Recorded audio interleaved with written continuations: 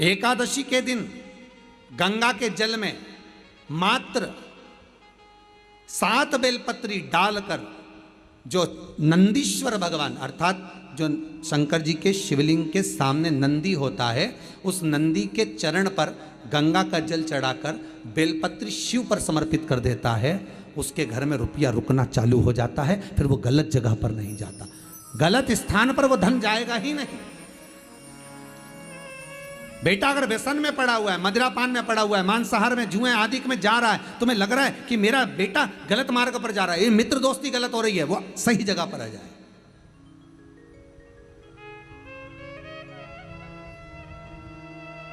करना है एकादशी।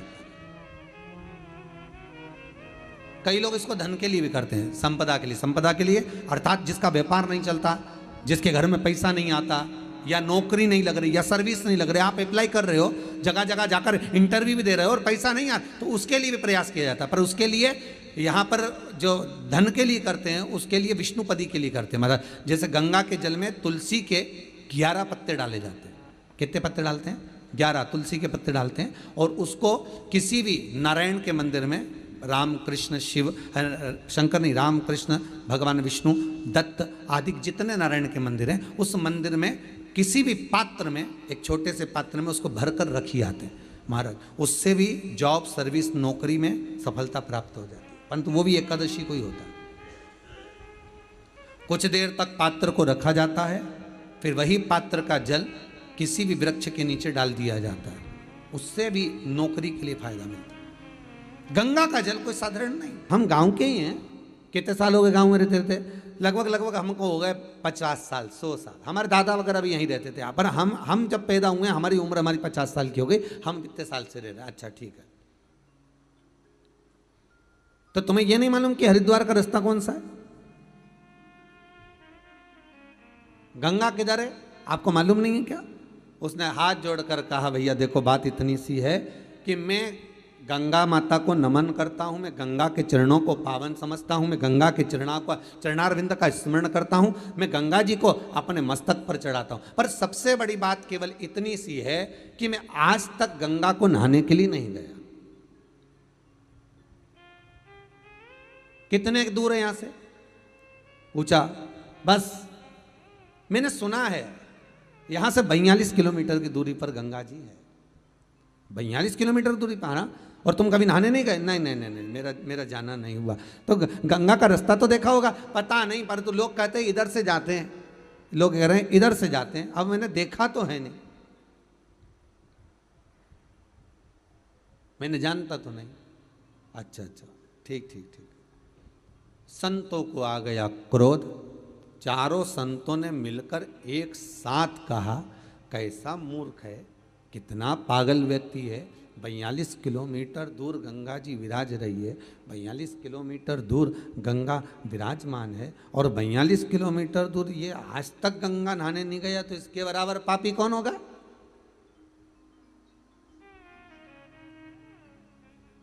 आज तक जो गंगा के घाट पर नहीं पहुंचा, आज तक जो गंगा जी के नजदीक तक नहीं पहुंचा, तो इसके बराबर पापी और कौन होगा?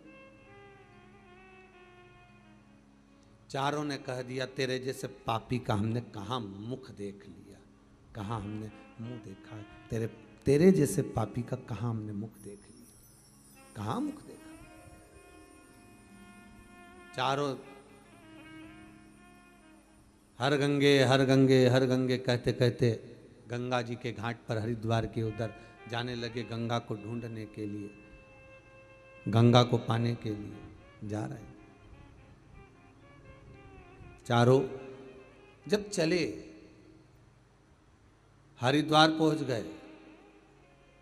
किसी से पूछा, यहां हरिद्वार है? हाँ ये हरिद्वार है, पर यहां गंगा जी तो दिख नहीं रही है, गंगा तो नहीं दिख रही है, गंगा कहाँ है? भैया हरिद्वार तो यही और गंगा भी यहीं थी, पर पता नहीं कहाँ चली गई। उन्होंने कहा चलो और आगे गंगा जी को देखते। ऋषिकेश पहुंच गए, यहाँ भी गंगा नहीं है। ढूंढते ढूंढते और आगे बढ़े, और आगे, और ढूंढते ढूंढते ढूंढते ढूंढते गंगोत्री तक पहुंच गए, पर गंगा नहीं मिली।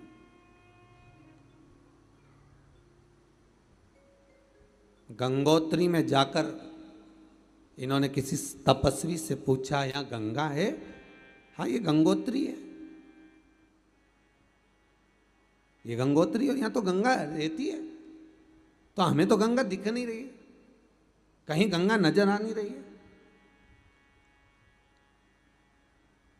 फिर गंगा गई कहाँ? पता नहीं। तपस्वी से पूछा कि गंगा कहाँ है, तो तपस्वी बोलते गंगा तो यहीं है, पर हमको लगता है कि तुम 4 संतों ने ज्ञान गंगा का अपमान कर दिया। किसी मुनि का, तपस्वी का, साधक का, उपासक का तुम अपमान कर कर आए, और उस तपस्वी का तुमने जो अपमान करा है, उस मुनि का जो तुमने अपमान करा है, उस मुनि के अपमान के तक तुमको गंगा का दर्शन नहीं मिल रहा। बहुत ध्यान देना महाराज, ये शिव ज्ञान गंगा है और वो अविरल बहने वाली विष्णुपदी भागीरथी एक गंगा वो है। एक ये ज्ञान गंगा है और एक भागीरथी विष्णुपदी एक वो गंगा है।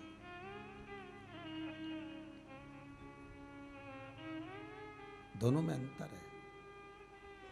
कभी आपके भीतर ये गम नहीं होना चाहिए, कभी आपके भीतर ये भाव नहीं उत्पन्न होना चाहिए कि मैं गंगा नहीं गया। अगर जो शिव महापुराण की कथा में रमे हुए हैं ना, जो शंकर की कथा को रोज प्रतिदिन श्रवण कर रहे हैं, भगवान की भक्ति को जो धारण कर रहे हैं, भगवान की कथा को जो नित्य श्रवण कर रहे हैं, उनके भीतर ये भाव जागृत होना चाहिए कि गंगा मेरे से दूर नहीं, गंगा मेरे करीब में है।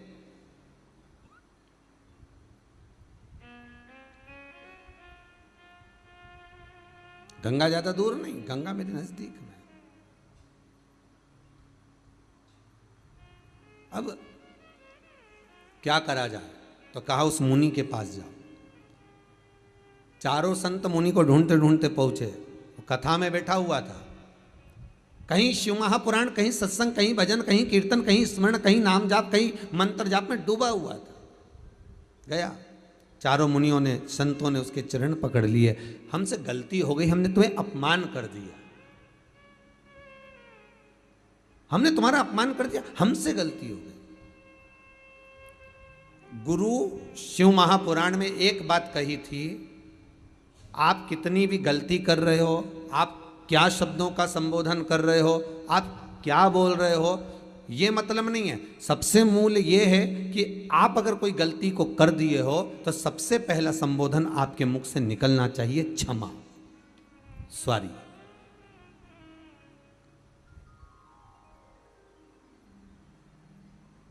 एक बात आपको कही थी गुरु महिमा में कि घर से जब निकला करो ना, तो भगवान देव अधिदेव महादेव का नाम लेकर श्री शिवाय नमस्तुभ्यम। घर से जब निकलो, कोई कार्य के लिए जा रहे हो तो आप श्री शिवाय नमस्तुभ्यम का स्मरण कर कर जाइए। आप किसी काम के लिए आगे बढ़ रहे हो, श्री शिवाय नमस्तुभ्यम का स्मरण कर कर जाइए। जिस समय आपके मुख से श्री शिवाय नमस्तुभ्यम का स्मरण हो जाए, या शिवलिंग का स्पर्श हो जाए, या शंकर का अनुमोदन कर कर ओम नमः शिवाय बोलकर, या राम बोलकर, कृष्ण बोलकर, शिव बोलकर, आपके भीतर जो रमा हुआ है, आप राम को मानते हैं, आप राम को माने, हम मना नहीं करेंगे। आप कृष्ण को माने तो कृष्ण को माने, हम मना नहीं करेंगे। आपका दिल जिससे लगे, आपका चित्त वृत्ति जिससे लगे। अरे मन कर रहा है तुम्हारा चाउमीन खाने का, और कोई तुमको पानी पतासा खिला दे तो नहीं, हम तो आपको पानी पतासा ही खिलाएंगे चाहे कुछ भी हो जाए। हम चाउमीन वाउमीन नहीं खिलाएंगे, बस बात खत्म तो खत्म। आपका मन हो तो खाइए। तो आपके मन में क्या होगा बताओ? बड़ी मुश्किल से तो होटल लेके गए हैं, मैं 3 दिन से प्राण खा रही है ना कि चलो चलो होटल, चलो चलो भोजन करेंगे, चलो चलो, और लेके भी आए तो अब अपने हमारे मन का ना खिला रहे, और मालूम पड़े पानी पतासा खिला दिया। पानी पतासा भी कितना खिलाया, वो गुपचुप, वो गोलगप्पे कितने खिलाए, तो के इसको बस केवल 4 दे देना हो, केवल 4, ओनली 4, इससे ज़्यादा नहीं। अब उसके मन में आया, बताओ इतनी दूर लेकर आया, एक तो इतनी दूर लेकर आया, होटल में लाया, भोजन कराता, कोई अच्छा अच्छा जो सामग्री वो खिलाता, पर केवल होटल वाले से इसको 4 गोलगप्पा देना बस, इससे ज़्यादा मत देना। और पत्नी ने कहा कि तुम 4 ही क्यों खिला रहे हो? तो पति बोला एक तेरी बचपन का, एक जवानी का, एक अधेड़ी का और एक बुढ़ापे का, खत्म काम, एक कई बार में चारों में निपटा दिया, केवल 4। अब हम आपसे कह दें कि आप शंकर का भजन करो, हम आपसे कह दें आप शिव का स्मरण करो, और आपका दिल कृष्ण में लगा हो, आपका दिल राम में लगा हो, आपका दिल भवानी में लगा हो, हम मना नहीं करेंगे। आपका दिल, आपकी चित्त, आपकी वृत्ति जिस समय लगी हो।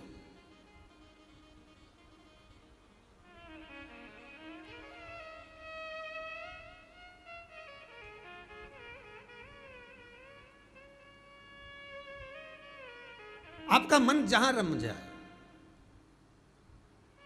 हम कई बार कहते हैं दुनिया के लोग निर्जीव चीज से प्रेम करते हैं और जीवित चीज से प्रेम नहीं कर पाते। निर्जीव चीज से कितना प्रेम करते हैं ये दुनिया के लोगों को मालूम है। जितने लोग आस्था पर कथा सुन रहे हो, जितने कथा को श्रवण कर रहे हो, जितने मोबाइल पर सुन रहे हो, फेसबुक यूट्यूब पर सुन रहे हो, आप भी निर्जीव चीज से ज्यादा प्रेम करोगे, जीवित चीज से नहीं।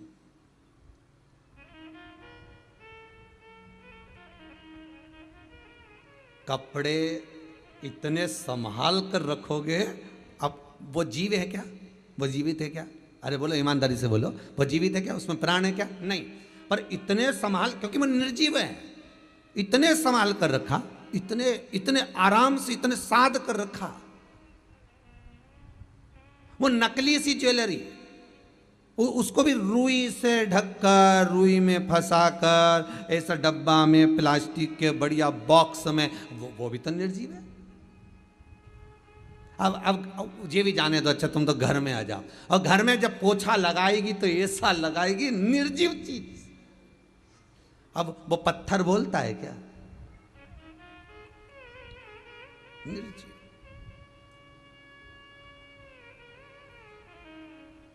निर्जीव चीज को तो तुमने संभाला, और जो जीवित था उसको संभाल सके क्या?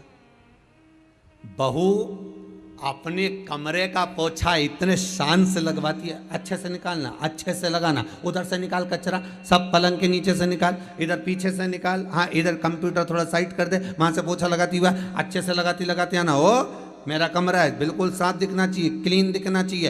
इतनी निर्जीव चीज को संभाल कर रख रही है, और सास से 2 शब्द बोल दिए जो जीवित थी।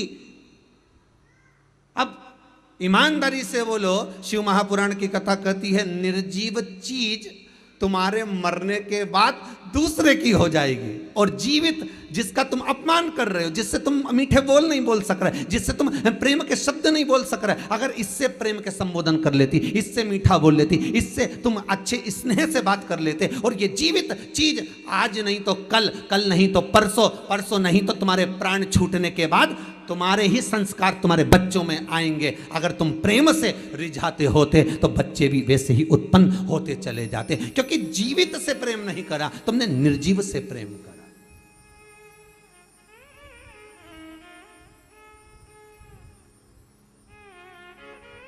भोजन करने के बाद बर्तन भी साफ कर कर रखे तो निर्जीवन, तो दिल तो साफ करते, सास से, पति से, पत्नी से, भाई से, बंधु से, कुटुंब कबीले से, रिश्तेदारों से, नातेदारों से, अपनों से, बच्चों से, बच्चों के माता पिता आदि, एक दूसरे से प्रेम की वाणी तो बोलते।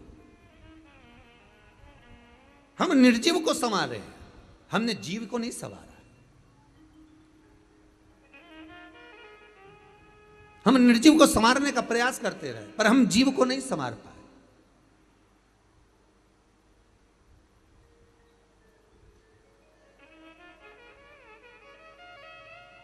कई लोग हमसे कहते हैं गुरुजी जरा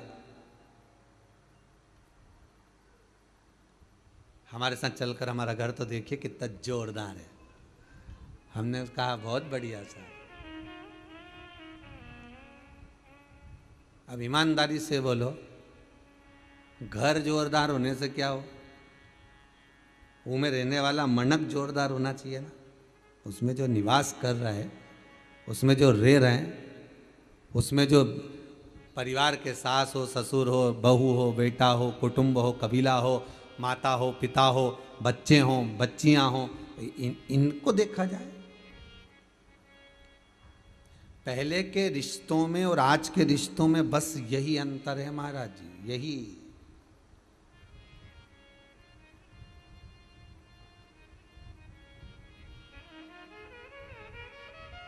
यही है।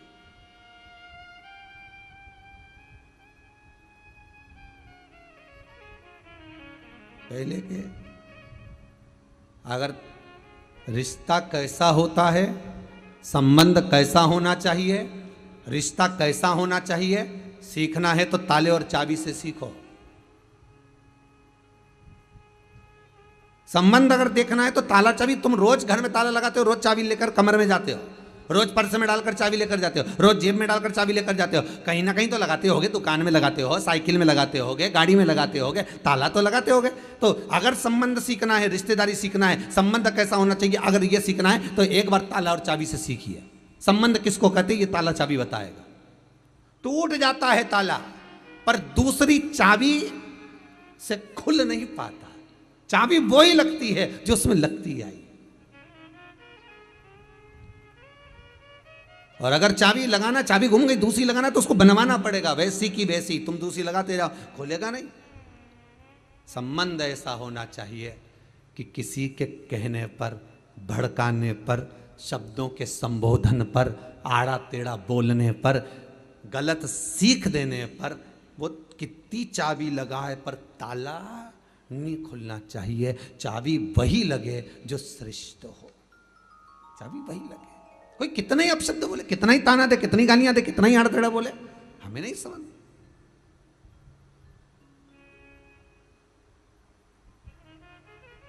आग लगे बस्ती में, अपन रहो मस्ती में, वही सुख मिल सकता, वही।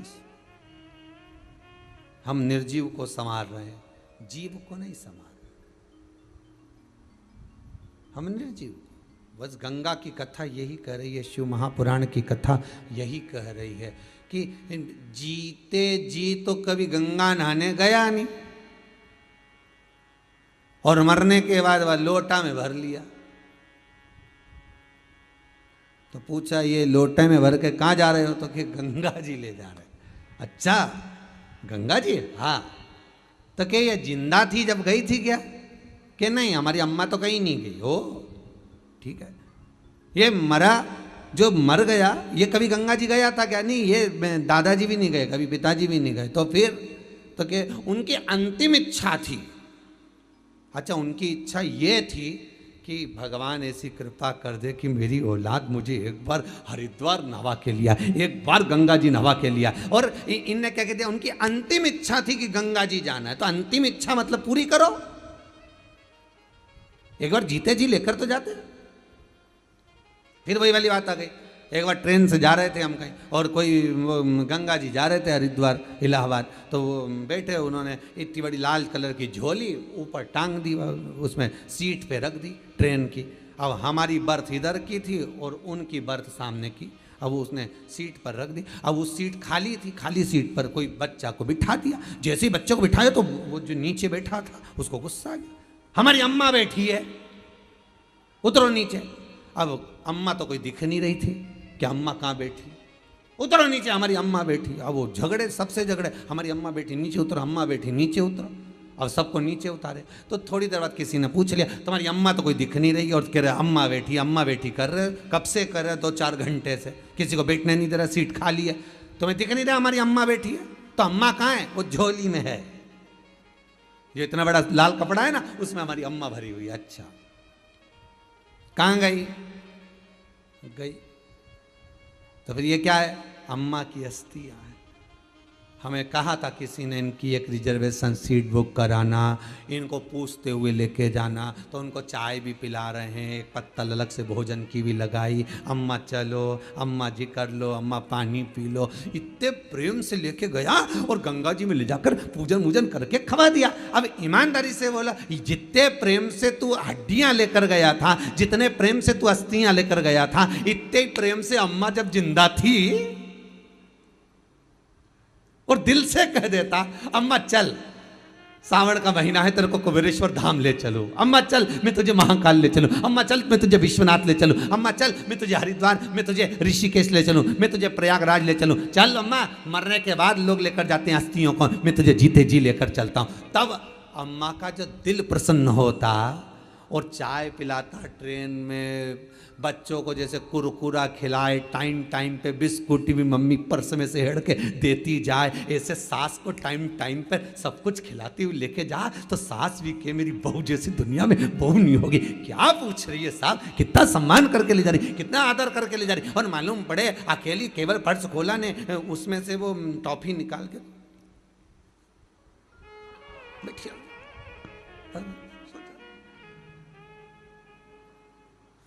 सास ने पूछा क्यों रही, मुंह में क्या है ऐसे कुतर कुतर कर रही है। कुछ नहीं, ठंड लग रही, एसी तेज चल रहा है ट्रेन का, इसलिए ठंड लग रही, दांत कटकटा रहे, सुख बोलो। जीते जी दंगम दंगा, मरे पीछे पहुंचा दी गंगा। शिव महापुराण कहती है ऐसे गंगा जाने से कोई लाभ नहीं है। गंगा कहती है एक बार जीते जी मुझ में डुबकी तो लगा कर जाओ, फिर मरने के बाद अस्थियां लेकर मत आना। गंगा कहती है मैं खुद तुम्हारे दरवाजे पर पहुंच जाऊंगी, तुम्हें आने की जरूरत नहीं पड़ेगी, मैं खुद पहुंचूंगी। गंगा नहाना का मतलब क्या है, गंगा का स्नान का मतलब क्या है, बोलो जरा। जितने लोग आस्था पर कथा सुन रहे हैं,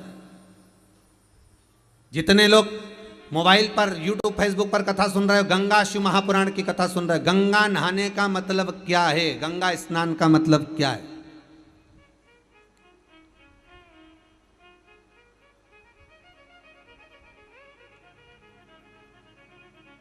नहाने का और स्नान में अंतर क्या है, पहले भी एक बार कहा नहाने और स्नान में अंतर क्या। आप लोगों में से कितने लोग हैं जो स्नान कर कर आए। जितने लोग टीवी पर कथा सुन रहे हो, आप लोगों ने आज स्नान करा कि नहीं करा। और जितने लोग जहाँ जहाँ मोबाइल पर कथा सुन रहे हो, दिल से बोलना आप लोगों में से किसी ने स्नान करा कि नहीं करा।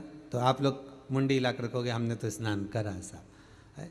पर स्नान और नहाने में अंतर है रे बाबू, स्नान और नहाने में अंतर है। नहाना किसको कहा गया, वॉशरूम में गए, शैम्पू लगाया, साबुन लगाया, डब्बा भर पानी डाल लिया, इसको कहते हैं नहाना। ये तो आप लोगों ने करा होगा, इसको स्नान नहीं कह सकते। शिव महापुराण में इसको स्नान नहीं कहा गया, इसको स्नान का संबोधन नहीं कहा गया, इसको तो कहते हैं नहाना। बाथरूम में गए स्नान, इसको नहीं कहेंगे कि आपने डब्बा भर के पानी डाल लिया, आपने वो साबुन लगा लिया, आपने थोड़ा सा सर्फ लगाया, आपने जो शैम्पू लगाया, इसको इसको इसको स्नान नहीं कर सकते, इसको नहाना कहते हैं। ब्राह्मण जब पूजन कराने बैठता है, ब्राह्मण जब कर्मकांड करने बैठता है, ब्राह्मण जब जजमान को सामने बिठाता है तो कहता है स्नान कर कर आइए। ब्राह्मण ने ये नहीं बोला कि नहा कर आइए, ब्राह्मण संबोधन कहेगा कि स्नान कर कर आइए, नहा कर नहीं, स्नान कर कर। नहाना सरल है, स्नान करना कठिन है। स्नान किसको कहा गया, शिव महापुराण की कथा कहती है स्नान किसको कहते हैं। 3.5 करोड़ रोम छिद्र ये मनुष्य के शरीर पर हैं, ये जितने रोम हैं मनुष्य के शरीर पर ये 3.5 करोड़ हैं। शिव महापुराण की कथा कहती है एक दिन में जिसके मुख से 3.5 करोड़ बार भगवान का नाम निकल जाता है, समझ लेना उसका स्नान हो जाता है, उसका स्नान हो गया। अब आप में से कितने लोग हैं जो स्नान करके आए, ईमानदारी से बोलो। 3.5 करोड़ बार जिसने भगवान का नाम लिया, 3.5 करोड़ बार जो भगवान का नाम का उच्चारण करे हो, 3.5 करोड़ बार जिसके मुख से भगवान का नाम निकल गया हो, तो उसका स्नान हो गया। तो फिर क्यों कहा गया स्नान और नहाने में अंतर। तो क्यों कहते हैं संत, क्यों कहते हैं साधु, क्यों कहते हैं तपस्वी, साधक, उपासक, कथाकार। बार बार आपसे क्यों कहते हैं कि जहां कथा हो रही हो, चाहे टीवी पर चल रही हो, चाहे मोबाइल पर चल रही हो, चाहे कुबेरेश्वर धाम में चल रही हो, कथा जहां हो रही हो, कथा जहां सुनने को मिल रही हो, वहां थोड़ी देर बैठकर कथा का रसस्वादन करिए, वहां बैठकर कथा सुनिए। क्यों कहा जाता है, उसका कहने का कारण केवल इतना सा है कि जब आप कथा सुनने के लिए बैठते हो 3.5 करोड़ रोम छिद्र इस मनुष्य के शरीर में है, रोमावली इस मनुष्य के शरीर में है। जब व्यक्ति कथा सुनने के लिए बैठता है और ब्राह्मण जन, साधु जन, तपस्वी जन, साधक, उपासक जब कथा कहते हैं, उनके मुख से जो शब्द बहते हैं, उनके मुख से जो शब्द निकलते हैं, कथा का रसास्वादन जो निकलता है, ये 3.5 करोड़ रोम छिद्रों में समाता है और व्यक्ति का स्नान अपने आप हो जाता है। उसको जपने की भी जरूरत नहीं पड़ती, मात्र उसने सुना, उसमें उसका कल्याण हो। नहाना और स्नान अंतर है।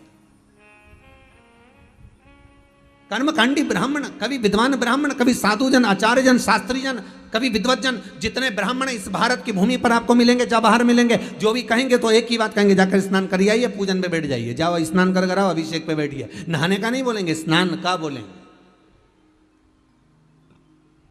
स्नान का मतलब है कि जाओ थोड़ी देर भगवान का भजन गाओ, भक्ति को अपने भीतर उतारो। जब भक्ति भीतर उतर जाएगी तो पूजन करने जब बैठोगे तो आप रूप सुख का अनुभव, सुख का आनंद प्राप्त हो जाएगा अपने आप।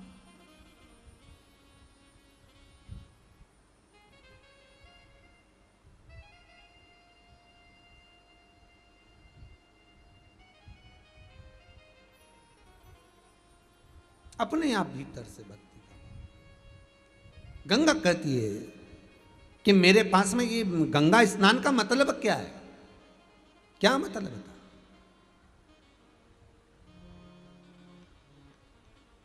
अरे विचार करो जरा, सुदामा जी भगवान कृष्ण के यहां जा रहे हैं, श्रीमद् भागवत 10वें स्कंद। सुदामा जी भगवान कृष्ण के यहाँ जा रहे हैं और सुशीला उनसे कह रही है, रोज कहती है सुशीला कि तुम द्वारका जाओ, तुम द्वारका जाओ, जाओ द्वारकाधीश के दरवाजे पर, जाओ द्वारकानाथ के दरवाजे पर। भारत की भूमि की पहली स्त्री थी, पहली नारी थी जो अपने पति से रोज कहती थी कि द्वारका जाओ, द्वारका जाओ, द्वारकाधीश के दरवाजे जाओ।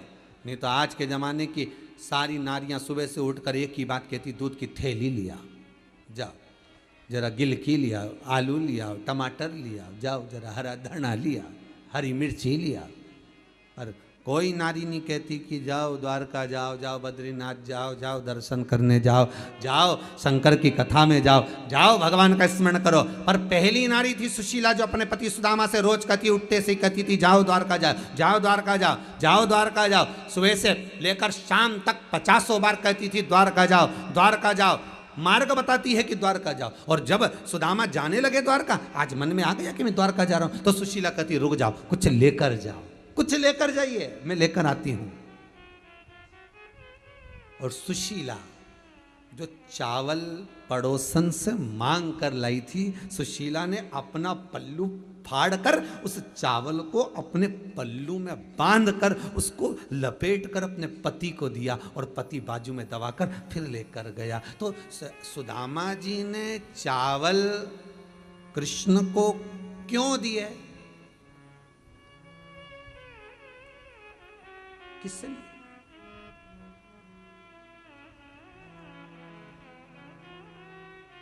और वो दे भी रही है तो काय में दे रही है? पल्लू में फाड़कर।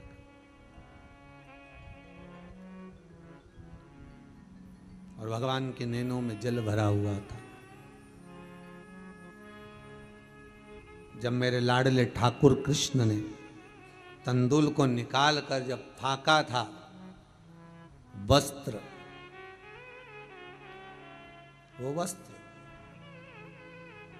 नीचे रख दिया था, जिसको जामवंती ने उठा लिया था। जामवंती उस वस्त्र को लेकर जब बैठी हुई थी, रात्रि के समय पर भगवान कृष्ण सुदामा के चरण जब दबाकर जामवंती के कक्ष में पहुंचे थे, तो जामवंती उस वस्त्र को लेकर बैठी थी जिस वस्त्र में सुदामा जी चावल लेकर आए थे, क्योंकि चावल तो खा लिए गए थे।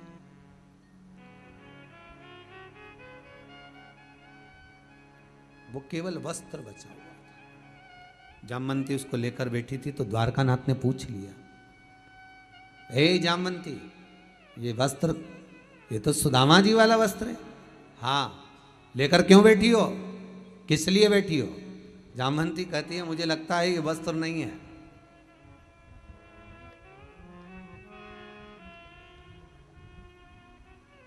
एक पहले लोग इतना बड़ा कोरसा, इतना बड़ा कार्ड छपवाते थे, आपने देखा होगा। उसमें उनका नाम लिखा रहता था, श्रीमान ये, एड्रेस लिखा रहता, ईमेल आईडी लिखी रहती, यूट्यूब लिखा रहता, ये लिखा रहता, उसमें उसका फ़ोटो बना रहता, हमारा काम धंधा ये है, हम ये काम करते हैं, हमारा ये विजिटिंग कार्ड है। अब सुदामा अपना पता किससे देते? सुशीला बड़ी समझदार थी, उसने कपड़ा नहीं भेजा है, सुशीला ने वस्त्र नहीं भेजा, सुशीला ने कपड़ा जो बांध कर भेजा है वो कपड़ा नहीं है, वही विजिटिंग कार्ड है, वही पता बताने वाला कार्ड है। कि सुदामा चावल तो दे दिए हैं, पर पता कौन बताएगा कि जो तुम्हें त्रिलोकी का नाथ अगर कुछ देगा तो सामान कहां भेजेगा, सामान भेजना कहां है। इसलिए वो वस्त्र जामवंती ने उठा लिया था, और वो जामवंती उस वस्त्र को देखकर द्वारकाधीश से कहती है ये वस्त्र आप रखिए, आपको मालूम पड़ेगा कि जो आप 3 मुष्टिक पाए हो, उस 3 मुष्टिक का भाग भेजना कहाँ है ये आपको मालूम पड़ेगा। स्थान बताएगा, एड्रेस बताएगा। कोई आपसे पूछ ले कि गंगा नहाने का, गंगा स्नान का मतलब क्या है, तो गंगा स्नान का एक ही मतलब है, शिव महापुराण में बहुत सुंदर मतलब बताया है कि गंगा नहाने का मतलब क्या है। हम गंगा नहाने क्यों जा रहे हैं, हम गंगा का स्नान करने के लिए क्यों जा रहे हैं? जीते जी गंगा नहाने का शास्त्र प्रमाण क्यों देता है कि गंगा जाओ तो जीते जी नहाओ, मरने के बाद अस्थियां बाद में भेजते रहना, और कोई जाए चाहे ना जाए पर एक बार तुम जीते जी गंगा को डुबकी लगा कर आओ। क्यों कहते हैं? उसका कारण केवल गंगा नहाने का मतलब, गंगा स्नान का मतलब कोई साधारण नहीं। गंगा स्नान का मतलब है कि जब हम पहली डुबकी गंगा जी में लगाते हैं तो अपने घर का परिचय, अपने घर का एड्रेस गंगा जी को देकर आ जाते हैं कि अब मैं आऊं ना आऊं, परिवार आए ना आए, कोई अस्थि लाए ना लाए, पर गंगा मैया तेरा जीते जी मैंने स्नान कर लिया है, मेरा एड्रेस अब तुझ में आ गया है, तेरे पास आ गया है। अब मेरे जब प्राण छूटे, मुख में कोई गंगा का जल दे ना दे, कोई तुलसी का दल दे ना दे, पर जिस समय मेरे प्राण छूटे उस समय पर ये जो मैंने स्नान करा है इसका फल मुझे तब मिलना चाहिए, उस समय प्राप्त होना चाहिए जब मेरे प्राण छूट रहे हो। ये एड्रेस बता दिया जाता गंगा जी।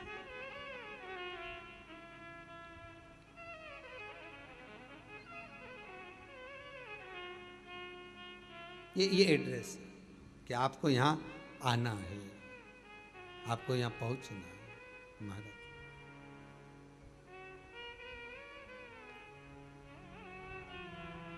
हमें यहाँ काहे की नैया बनी कौन खिवैया, काहे की नैया बनी कौन खिवैया, जाना है हमको कैलाश ओ भोले बाबा, जाना है हमको कैलाश ओ भोले बाबा, जाना है हमको कैलाश ओ भोले बाबा, जाना है हमको कैलाश ओ भोले बाबा, जाना है हमको कैलाश ओ भोले बाबा, जाना है हमको कैलाश ओ भोले बाबा, हमको कैलाश भोले, हमको कैलाश, हमको कैलाश भोले, हमको कैलाश, हमको कैलाश भोले, हमको कैलाश, हमको कैलाश भोले, हमको कैलाश ओ जाना है हमको कैलाश ओ भोले बाबा, जाना है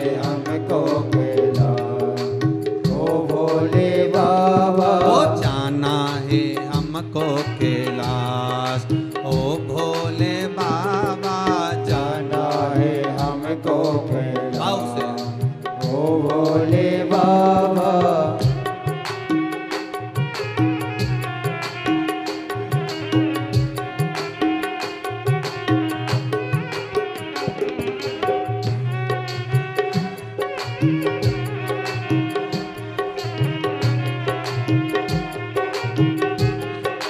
हर भोले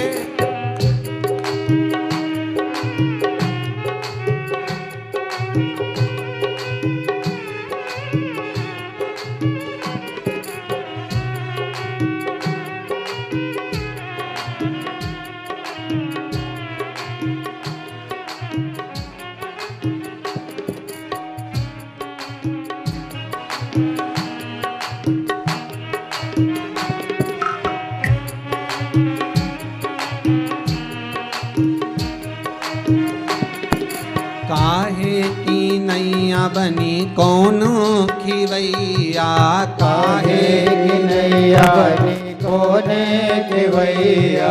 काहे की नैया बनी कौन खिवैया, काहे की नैया बनी कोने खिवैया। अरे कौन लगा देगा पार ओ भोले बाबा, कौन लगा देगा पार ओ भोले बाबा। हो जाना है हमको कैलाश ओ भोले बाबा, जाना है हमको कैलाश ओ भोले बाबा।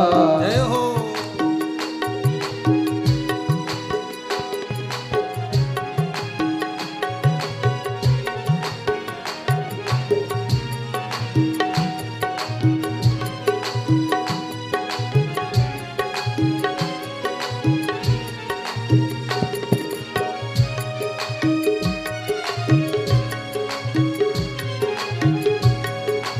हर भोले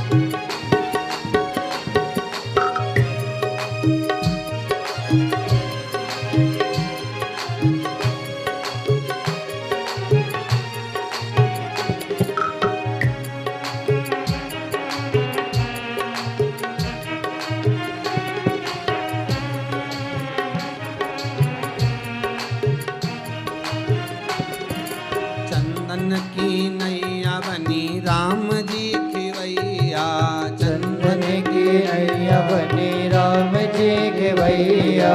चंदन की नैया बनी राम जी खिवैया, चंदन की नैया बनी राम जी के भैया। ओ भोले लगा देंगे पार ओ भोले बाबा, भोले लगा देगा पार ओ भोले बाबा। जाना है हमको कैलाश ओ भोले बाबा, जाना है हमको कैलाश ओ भोले बाबा।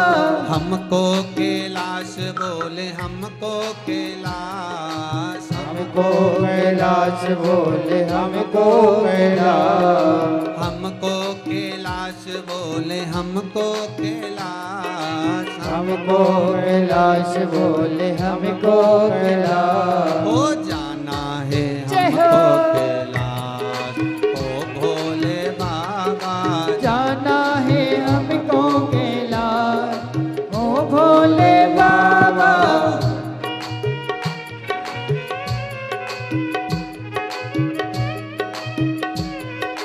हरि बोल।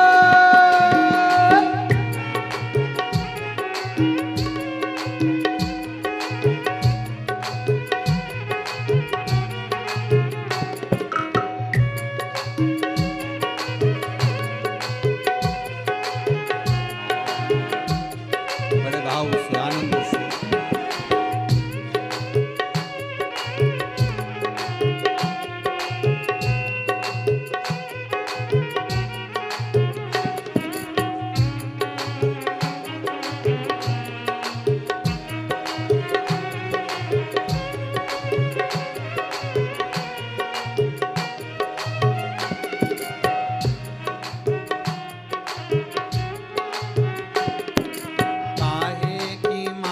बनी कौन नाम जपना, काहे की माला बनी जपना।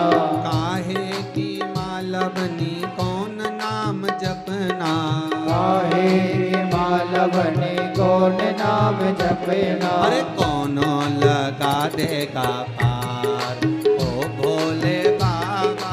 कौन लगा देगा पार ओ भोले बाबा।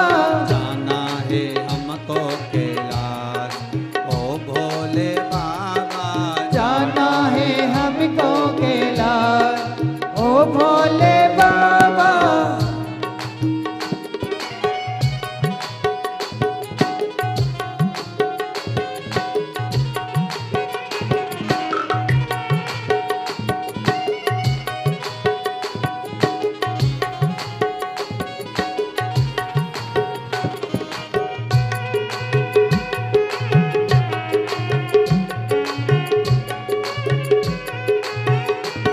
हर भोले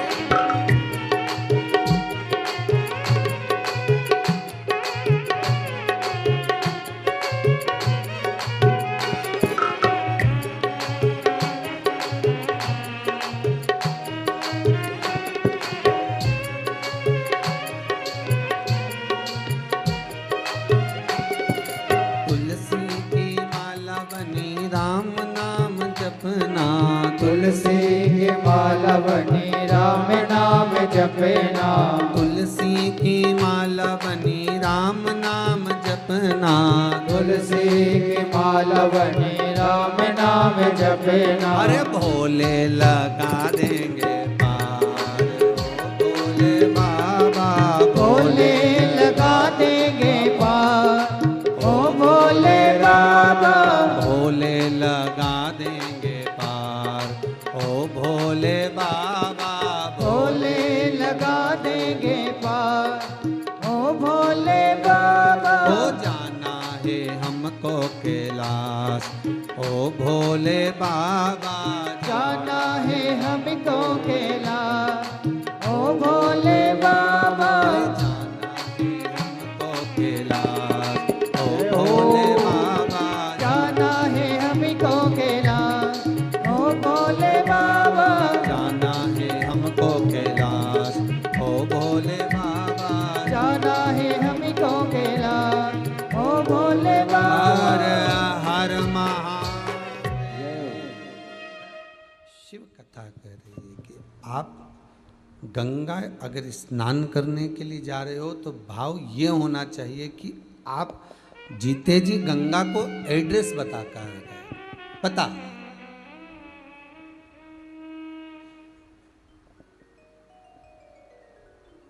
आपने एड्रेस बता दिया, आपने पता बता दिया।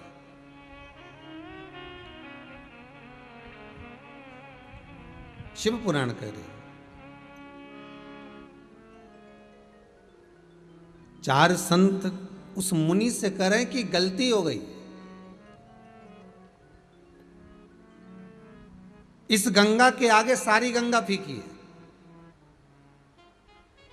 जहां भगवत चर्चा चल रही हो, जहां भगवत भजन चल रहा हो, जहां स्मरण चल रहा हो, जहां शिव महापुराण भागवत रामायण गीता आप जिस संवाद में डूबे हुए वो उसके आगे सब ठीक है।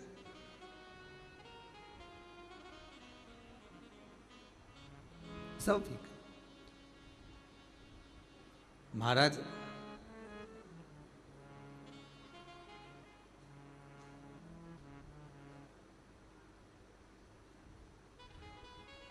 गंगोत्री में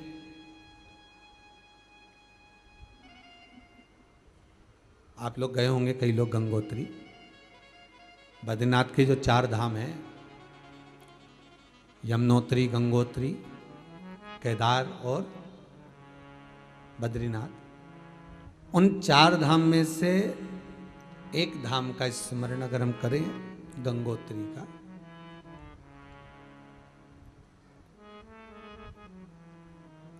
वहां बैठकर भागीरथ जी महाराज ने तप साधना करी। शिव महापुराण कथा कहती है।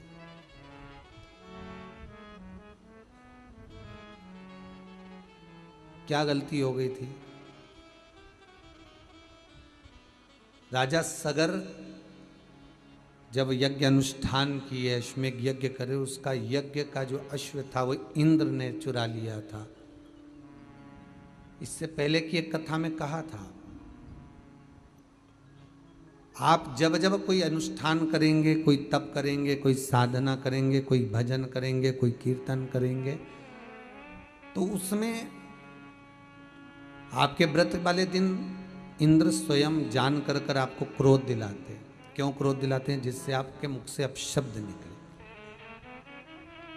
अपशब्द निकले। शिव महापुराण के अंदर एक बार को नैमिषार की कथा में जब 108 शिव महापुराण की कथा रखी थी, तो उसमें एक बात कही थी, जिस दिन अपने पूर्वजों का आप श्राद्ध करें, जिस दिन किसी ब्राह्मण को आप भोजन कराएं, जिस दिन आप गुरुजन के चरणारविंद में जाएं, जिस दिन आप यज्ञ कर रहे हो, आपके घर में अनुष्ठान कर रहे हो, आपके घर में सत्यनारायण जी की कथा कर रहे हो, आपके घर में आप पूजन कर रहे हो, आप शिव स्तुति कर रहे हो, आप शंकर का अनुमोदन कर रहे हो, आप शंकर जी का पूजन करने जा रहे हो,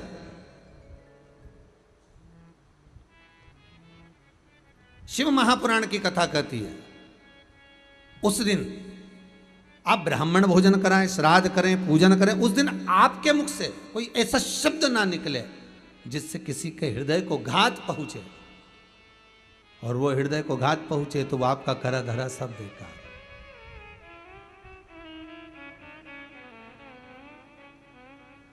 पहले भी काज फिर कहते हैं, आप मंदिर में अगरबत्ती लगाएं ना लगाएं, आप मंदिर में दिया जलाएं ना जलाएं, आप मंदिर में चंदन लगाएं ना लगाएं, आप भगवान को जल चढ़ाएं ना चढ़ाएं, आप भगवान को पुष्प चढ़ाएं ना चढ़ाएं, पर इतना बात जरूर याद रखना कि आप इन सब चीज से बढ़कर है कि किसी का दिल ना दुखाए।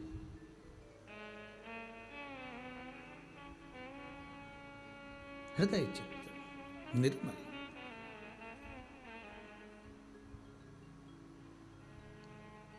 ये चित्तवृत्ति निर्मल हो, फिर जो सुख मिलेगा, वो आनंद जो मिलेगा वो अलग ही रहेगा, अलग।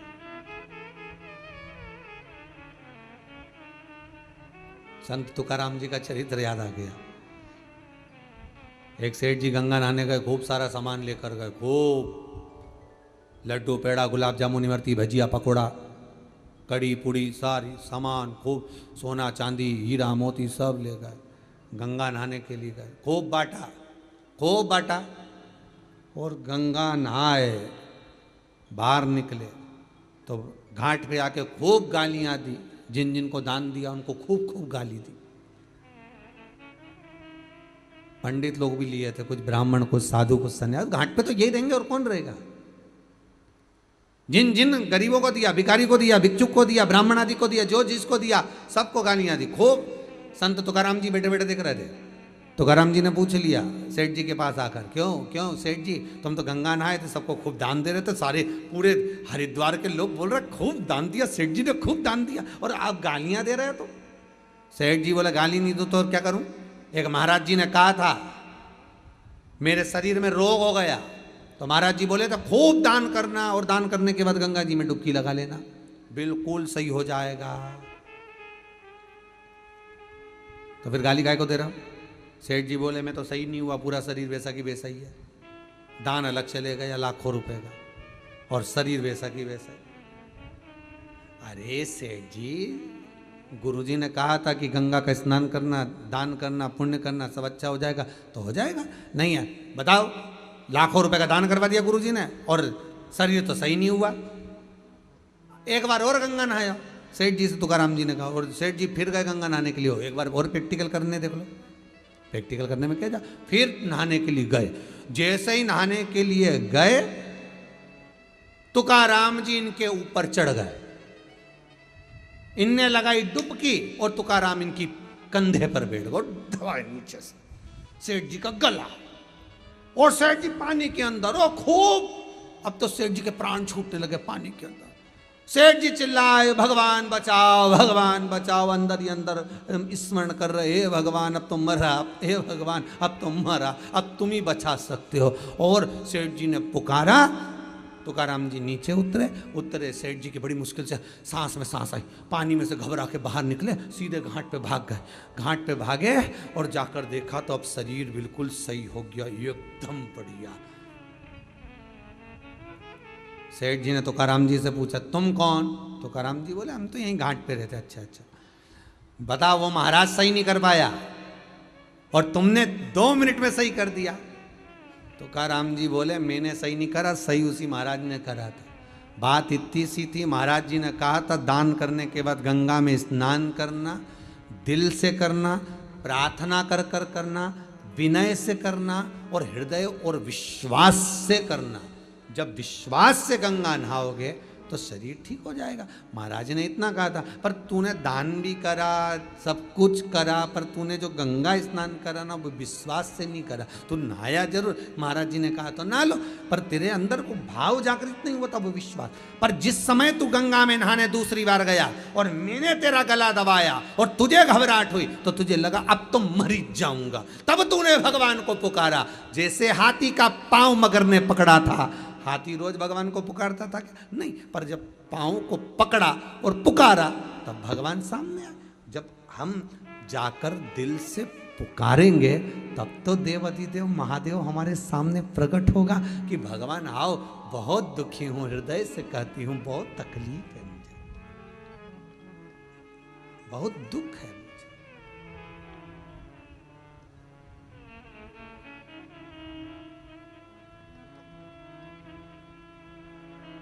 बहुत तकलीफ। भगवान को दिल से पुकारोगे भगवान आएगा। अब जब तुम दिल से ही नहीं पुकारोगे, तुम्हारी चित्तवृत्ति में, जब हृदय चित्त में भगवान संजोएगा ही नहीं, भगवान को पुकार ही नहीं पाओगे तो भगवान मिलेगा। अरे फिर कहूंगा, श्रावण के महीने में आप पूरे मोहल्ले में, नगर में, कॉलोनी में, सोसाइटी में, जहां चाहो वहां देखना लोग चंदन लगाए मिलेंगे। लोग खूब शंकर जी की आराधना, रुद्राक्ष की माला, ये वो, और खूब बाबा के भस्म लगा के भगवान को रिझाने का प्रयास करेंगे। पर भगवान जानता है कि ये बरसाती मेंढक है। भगवान को मालूम है ये केवल बरसात में आएगा, चंदन वंदन लगाएगा, को नोटंकी करेगा, नाटक करेगा, हर भर महादेव और बम करना और दंडवत करना और लोटा भर भर के स्नान कराना, सहस्त्र धारा का अभिषेक कराना और हजारों बेलपत्र समर्पित कर देना, ने भांग का प्रसाद बढ़ो, ने खिचड़ी का प्रसाद बढ़ो, ये करेगा नाटक। शंकर जी के सब मालूम है, इसलिए तो शंकर जी आंख बंद करके बैठा है। पार्वती जी तो कई बार बोलती है इतना बड़ा भगत आया तुमने आंख नहीं खोली। भगवान बोले फालतू की बात मत कर, चुपचाप बैठी रहे। आपने नहीं बोलना है कि बीच में, बिल्कुल नहीं बोलना, ये क्या कर रहा है इसको करने दे, आपने नहीं बोलना। नवरात्रि आए, मैं तो नंगे पैर व्रत रखूंगी, मैं तो लौंग नहीं खाऊं, मैं तो पानी नहीं पीऊं, मैं तो ये नहीं करूं। तो भगवान बोले तू कुछ मत कर, भजन तो कर। ने नाटक इतना बड़ा करने, भजन के टाइम पे बस 2 टाइम आरती कर दी, जय अम्बे गौरी, जय श्यामा गौरी, 2 टाइम आरती करे और दिन भर फरियाल चरे। भगवान भी सोचे काई मत। इसीलिए तो आपको बार बार कहते हैं दिन भर चरो, एकादशी करो। सावन के महीने में भी हम नहीं बोलेंगे तुमसे कि तुम व्रत करो, हम तो ये कहेंगे खूब प्रेम से खाओ पर भगवान का गुण गाओ। एक पक्षी जब जब दाना उठाता है तब तब भगवान को नमन करता है, शीश झुका झुका के कि धन्यवाद तूने मुझे खाने को दिया।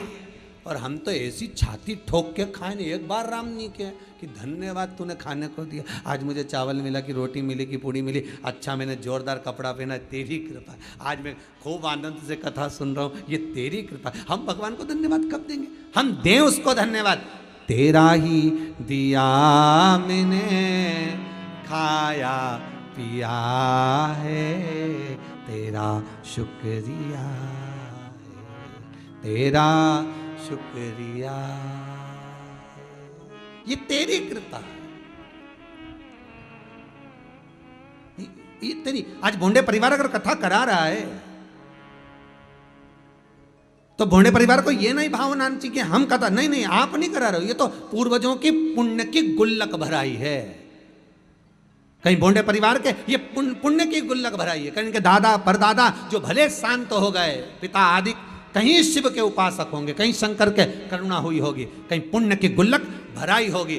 तब जाकर ये बेटे और बहू, ये सोनम जी और विजय जी, इन लोगों ने आज ये शिव महापुराण की कथा को अपने माता के साथ में संजोया है।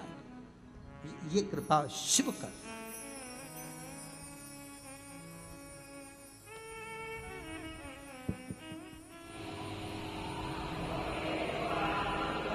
बहुत कठिन काम है महाराज, बहुत कठिन।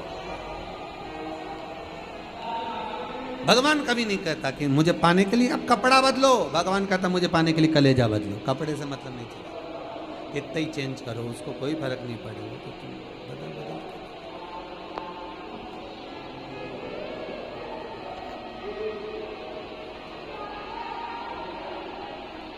एक लड़की को देखने जाएं लड़के वाले तो कहते हैं साहब साड़ी पे, अभी आपने सूट पे दिखा दिया, अब साड़ी पे दिखा दो, तो कपड़ा बदलने से गई। सूट पे देखो चाहे साड़ी पे देखो,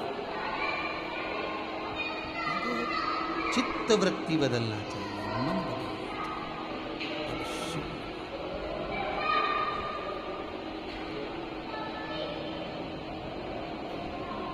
भागीरथ बाबा ने तब गंगोत्री में बैठकर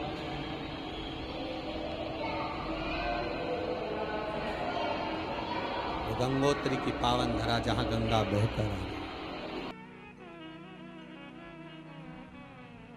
किसके लिए करा? किसके लिए? केवल अगर करा है तो जो इंद्र अश्व चुरा कर ले गया था अश्वमेघ यज्ञ का, और वो अश्व कहाँ था? इंद्र ने ले जाकर दूर छोड़ दिया, वो कपिल मुनि के आश्रम में चर रहा था। सगर के पुत्रों ने देखा, और राजा सगर के पुत्रों ने देखकर कहा कि बताओ संत ही ऋषि है, अश्वमेघ यज्ञ का जिसने अश्व चुरा लिया ये ऋषि है।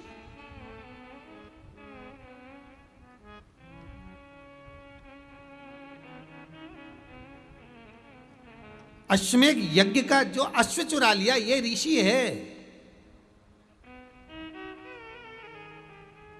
बहुत सतर्कता की कथा है भागीरथी मारी। ये भागीरथ जी का चरित्र 50 बार पढ़िएगा, 50 बार सुनिएगा, 1000 बार आपने पहले सुन चुका है, फिर सुन लीजिए, फिर सुनिए। अश्व चुराया था इंद्र ने, रख दिया, यहां वहां छोड़ दिया, इल्जाम लग गया कपिल बाबा, इन्होंने कहा पर श्रेष्ठता नहीं। बहुत ध्यान दीजिएगा महाराज,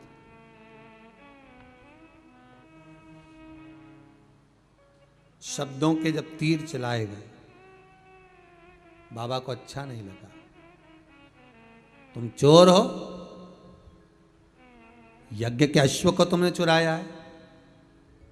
एक बात बहुत ध्यान में उतारिएगा, किसी जगह पर यज्ञ हो रहा है, बड़ा विशाल यज्ञ हो रहा है, बड़ी विशाल श्रीमद् भागवत कथा हो रही है, बड़ी विशाल शिव महापुराण की कथा हो रही है, बड़ी विशाल रामचरितमानस हो रही है, बड़ा विशाल कार्यक्रम हो रहा है साहब, बड़ा विशाल यज्ञ हो रहा है, बड़ा विशाल प्राण प्रतिष्ठा हो रही है, बड़ा विशाल ये कार्यक्रम हो रहा है। धर्म का कार्य अगर कहीं पर हो रहा है तो आप भी धर्म से जुड़ना,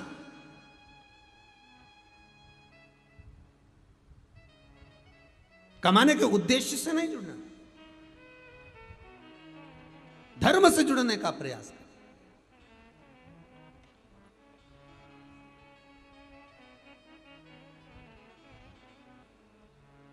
और जहां धर्म के साथ कमाने का उद्देश्य आ गया, आपके भीतर ये प्रसंग उत्पन्न हो गया कि हाँ मैं अगर ये यज्ञ कराता हूं, मैं ये हवन कराऊंगा और उसमें इतना सारा इकट्ठा कर कर मैं बाद में अपने लिए प्रयोग कर लूं, तो वो दुख का कार्य। श्रीमद् वल्लभाचार्य जी सुबोधनी के भीतर लिखते हैं, जगत गुरु श्रीमद् वल्लभाचार्य जी लिखते हैं कि अगर मंदिर का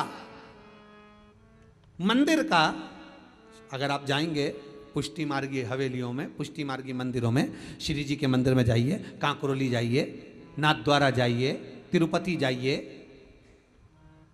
तिरुमाला जाइए, हवेली जियों में जाइए, जहां ठाकुर जी विराज रहे हैं भगवान, तो उस मंदिर में कोई प्रसाद आपको फ्री का नहीं मिलेगा। आपको अगर 50 रुपए जमा करोगे तो एक लड्डू मिल जाएगा। आपने अगर 20 रुपए जमा करे आपको इतना प्रसाद मिल जाएगा। कई लोग कहते हैं यहाँ तो व्यापार चल रहा, व्यापार नहीं। कौन ने भोग लगवाया, कौन ने दान करा और कैसा प्रसाद आपके पास में आ रहा है, कम से कम आप अपनी पूंजी लगाकर 1 रुपया 2 रुपया लगाकर जब आप ग्रहण करेंगे तो उसका पुण्य आपको लाख गुना मिलेगा। कभी आप गिरिराज जी की परिक्रमा करने जाना, जितने लोग सुन रहे हैं कथा, आप लोग भी गए होंगे गोवर्धननाथ जी की परिक्रमा करने के लिए। कभी मथुरा वृंदावन गिरिराज दादा की परिक्रमा करने जाइए, गोवर्धननाथ जी की परिक्रमा करने जाइए, वहां पर लोग पानी पिलाने के लिए बैठ जाते हैं। लो साहब पानी पियो, साहब पानी पियो, साहब पानी का झाड़ी जी रखेंगे, पानी पियो। पर फर्ज अपना है कि बिस्लेरी की बोतल खरीदते तो 20 रुपए लगते हैं। फर्ज अपना है, बिस्लेरी की बोतल खरीदते 20 रुपए लगते हैं। तो आप अगर उसके यहां से पानी पी रहे हो तो कम से कम 1 रुपया हमें उसको देना है, क्योंकि वो पानी भरकर लाया है, सुबह से शाम तक आपकी प्रतीक्षा में आस लगाकर बैठा है। हम कुछ दान कर कर पुण्य को कमाए, केवल भोग नहीं करना है, हमें पुण्य भी करना है। भोग तत्व नहीं।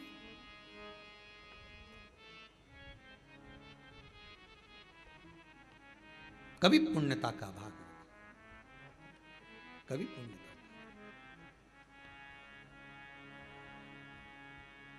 उमापति राखो मेरी लाज,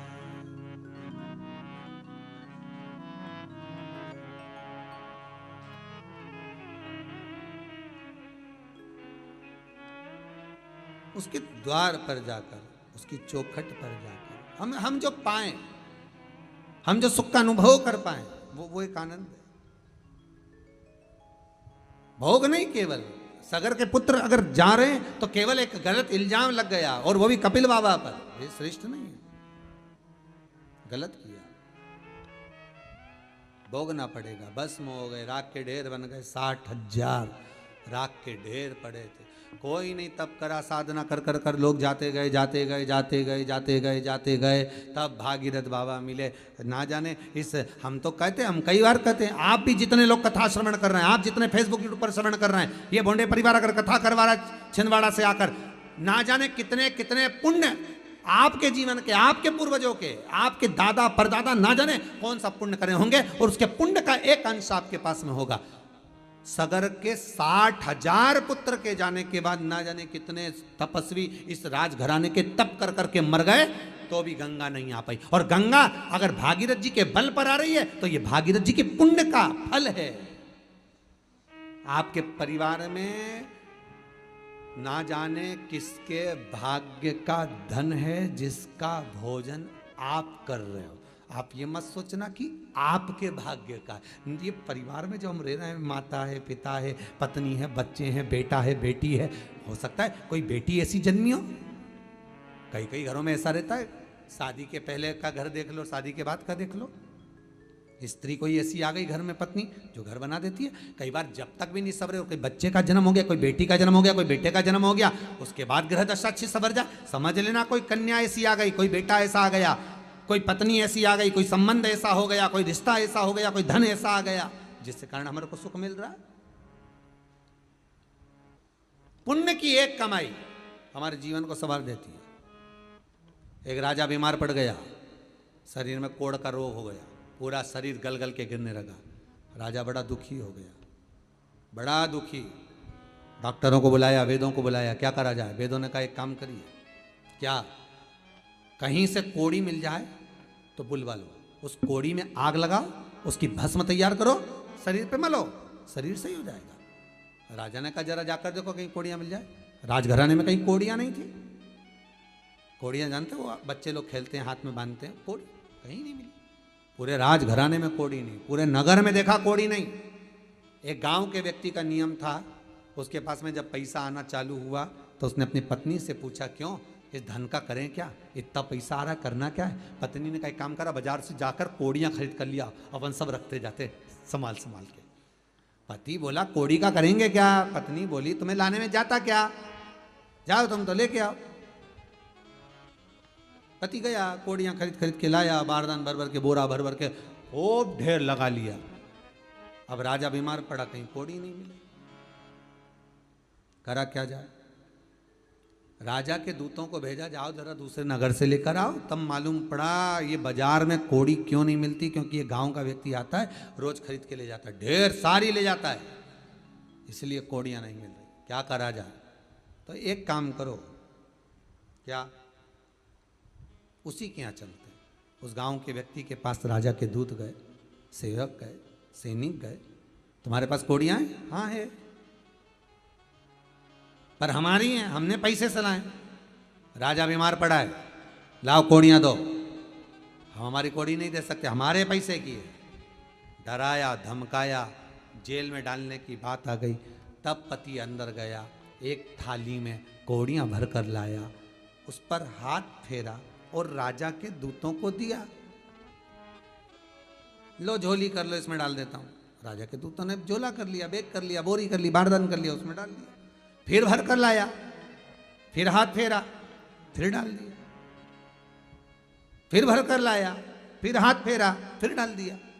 राजा के सैनिकों ने कहा तू कोड़ियां अंदर से ला रहा है, हाथ फेर रहा है, सीधे क्यों नहीं डाल देता? ला कर बोरा उठाकर क्यों नहीं दे देता? झोला उठाकर क्यों नहीं दे देता?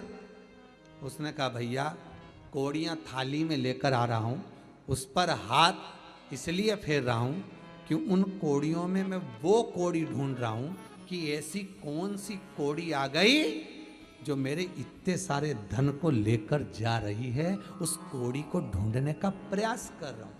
डॉक्टर में ज्यादा पैसा लगने लगे, पुलिस में ज्यादा लगने लगे, गलत जगह पर ज्यादा लगने लगे, मदिरा पान मांसाहार वेश्यावृत्ति जुए में ज्यादा लगने लगे, कहीं गलत जगह पर पैसा ज्यादा लगने लगे, तो अपने घर की कोड़ी में से भी कोड़ी ढूंढने का प्रयास करना कि वो कौन सी कोड़ी एक आकर रखा गई कि हमारा रखा रखाया धन भी लेकर जा रही है। वो कोड़ी ढूंढने का प्रयास करो। और घर में अगर लोग शिव महापुराण की कथा सुन रहे हैं, घर में अगर परिवार वाले शंकर की कथा में लगे हैं, शिव महापुराण की कथा में कथा करवा रहे हैं, शंकर की कथा का अनुमोदन कर रहे हैं, शिव तत्व में डूबे हुए हैं, दान हो रहा है, पुण्य हो रहा है, सत्कर्म हो रहा है, भजन हो रहा है, कीर्तन हो रहा, तो वो कोड़ी ढूंढने का प्रयास करना कि भगवान ने ऐसी कौन सी कोड़ी दे दी जो मेरे हाथों से शिव महापुराण की कथा करवा ली, मेरे हाथों से दान करवा लिया, मेरे हाथों से पुण्य करवा लिया, मेरे हाथों से सत्कर्म करवा लिया। वो कोड़ी कौन सी? उसको ढूंढने का प्रयास करिए। गलत काम होए तो भी कोड़ी ढूंढिए, और अच्छा काम होए तो भी कोड़ी ढूंढिए कि आखिर वो कोड़ी है कौन सी जो हमसे सत्कर्म करवा रही, हमसे शिव महापुराण की कथा करवा रही, हमसे कथा श्रवण करवा रही है। ये शरीर कथा सुन सकता है क्या? आधा घंटा आप कहीं नहीं बैठो, पर 3 घंटे 2 बजे से 5 बजे तक आस्था चैनल पर शिव महापुराण की कथा अगर श्रवण कर रहे हो, बैठकर सुन रहे हो, तो भगवान से प्रार्थना करना आज तूने कौन सा अन्न मुझे खिलाया जो मुझे सत्संग श्रवण करने का मौका मिला। नहीं तो रोज सुबह से शाम तक क्लेश क्लेश। पर एक और चीज मानूंगा, आप लोगों को धन्यवाद दूंगा कि आप लोगों को प्रतीक्षा रहती है कि कब कथा चालू हो और हम टीवी चालू करके सुने। ये भगवान दे रहा है। कोई पुण्य का धन आ गया, अन्न आ गया जिसका हमने स्मरण कराया, जिसका हमने भोजन किया।